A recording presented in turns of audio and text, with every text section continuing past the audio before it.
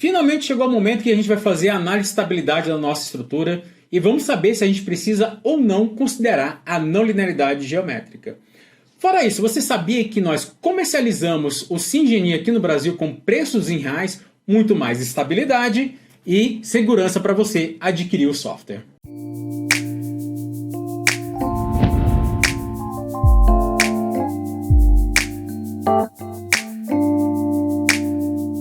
Então faltava a gente lançar a carga de vento, né, fazer os cálculos para a gente poder fazer essa verificação aqui da estabilidade segundo a 6118. Então, se os efeitos de segunda ordem são inferiores a 10% aos de primeira ordem, a estrutura é de nós fixos e a gente pode utilizar o cálculos lineares.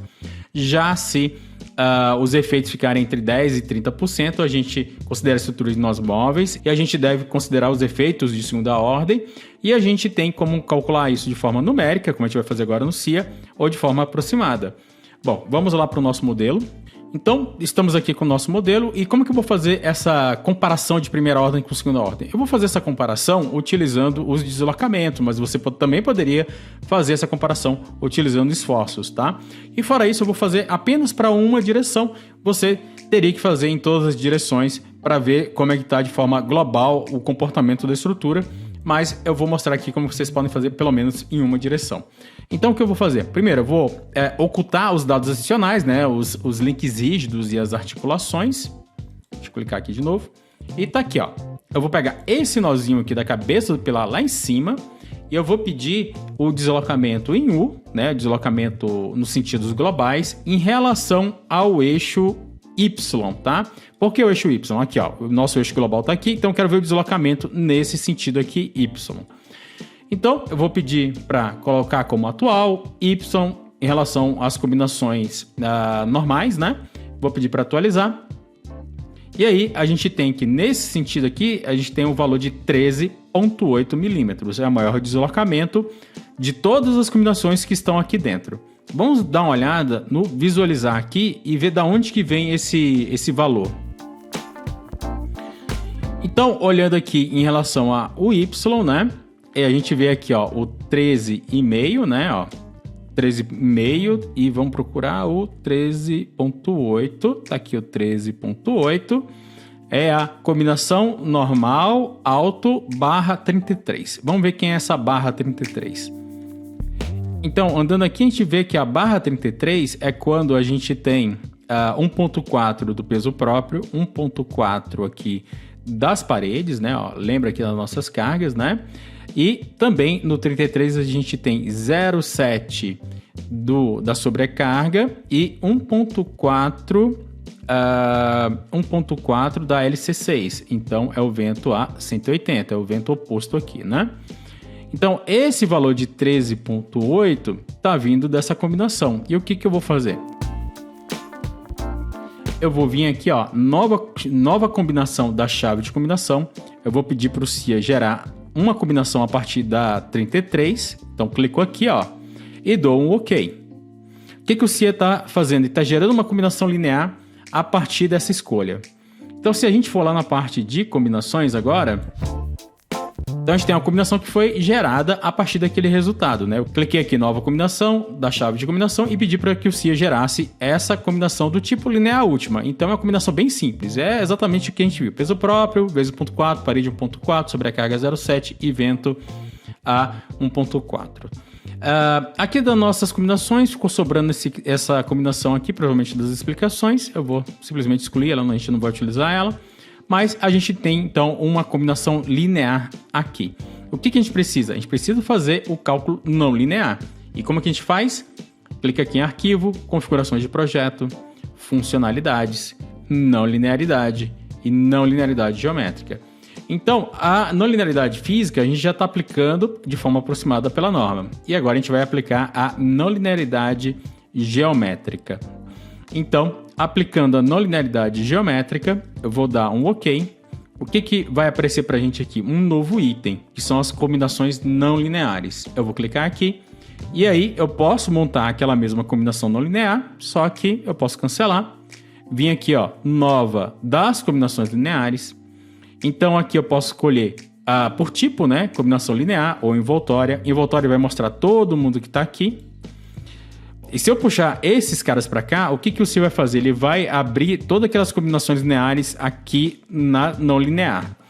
Bom, eu vou pegar e botar só a linear. A gente já tá com aquela combinação aqui. Eu só vou mandar duplo clique ou clicar aqui, ó. Seleciono e clico aqui, vem para cá, dou OK. Se eu clicar em cima, eu tenho aquela mesma combinação agora, só que na aba de não linear. Lembrando vocês que no não linear, você não tem o princípio da sobreposição das cargas.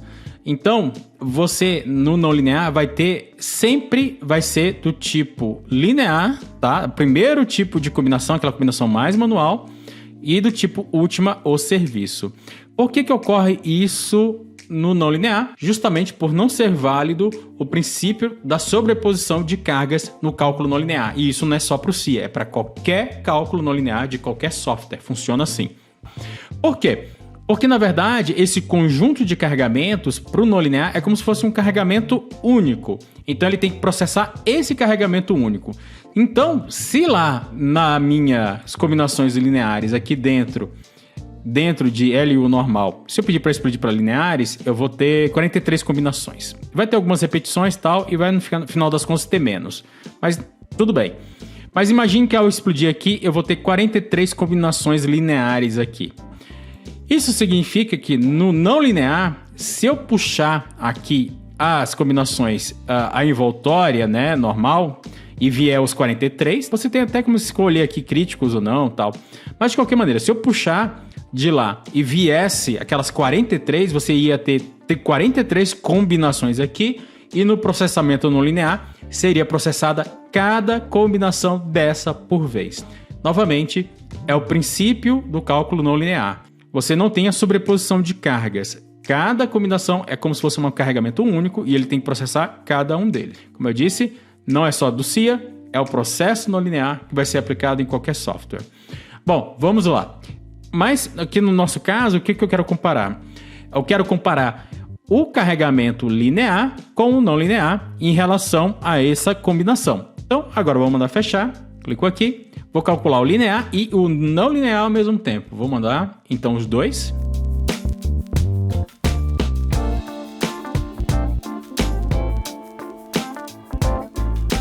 E aqui a gente vê o processamento não linear daquele conjunto de cargas, né? Foi bem rápido.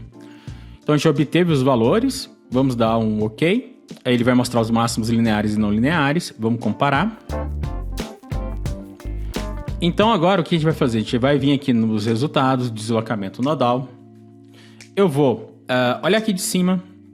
A gente já está aqui com o nosso nó marcado. Deixa eu lembrar exatamente qual. É esse daqui.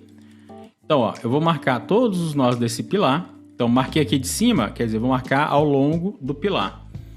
E aí, eu vou pedir para que o CIA exiba esse deslocamento, só que para aquela combinação específica, né? A gente está com ela aqui de forma linear também, né? Então aqui, ó, combinações, aquela combinação específica linear. Vou mandar atualizar. E aí a gente tem a variação desses valores ao longo da altura. Vou clicar aqui em tabela de resultados. A gente já tem esses resultados aqui tabelados. Eu vou mandar lá para o nosso Excel. Já está aqui. Vou voltar para o CIA. E agora aqui no CIA, vou fechar e vou escolher a combinação não linear. Não linear. Aquela combinação que é a mesma do linear. Vou pedir para ele atualizar. Já obteve os valores. Vou pedir aqui vou pedir a tabela de resultados, mesma forma que eu fiz antes. Temos agora os valores aqui de U e Y. Vou exportar para Excel também.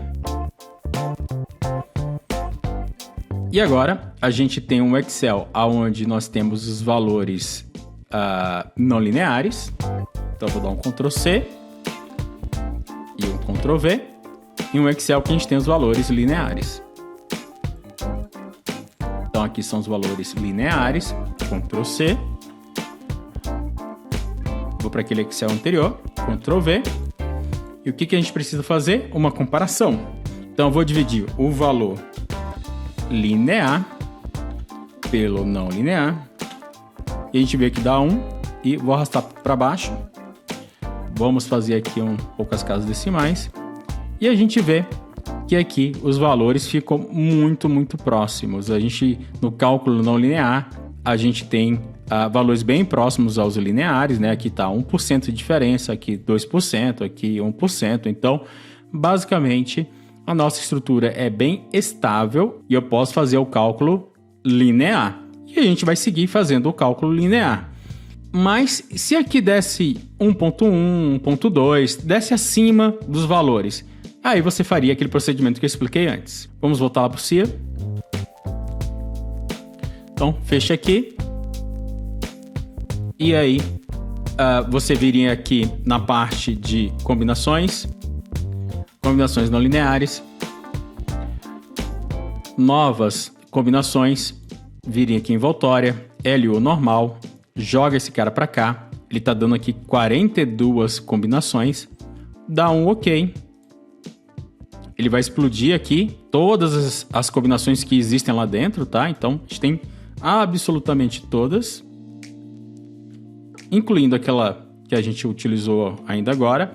Então, aqui são combinações não lineares. Na hora que ele processar, ele vai processar uma a uma. Mas, novamente, o que a gente tem que fazer aqui depois que ele processou todas essas combinações? A gente tem que jogar isso tudo embaixo de um único nome. Então, eu vou vir aqui nas classes, eu vou dizer... E aqui, na verdade, ele já está até montando para a gente, ó. Se a gente clicar aqui, mandar editar, vocês vão ver aí todas as combinações não lineares e dentro de uma classe já pré-definida, ó. Então, na parte de dimensionamento, você iria verificar tudo em relação a essa classe aqui. Se quiser alterar o nome, fazer qualquer edição, fique à vontade. Mas aí se desse nossos valores entre 1.1 e 1.3, na parte de dimensionamento, você utilizaria sempre aquela classe normal de não lineares. Na próxima aula eu vou mostrar para vocês aonde estão as principais configurações de concreto do SciEngineer e também vou mostrar para vocês como que o CIA considera a segunda ordem local de pilares, que é fundamental no seu cálculo. Então até lá!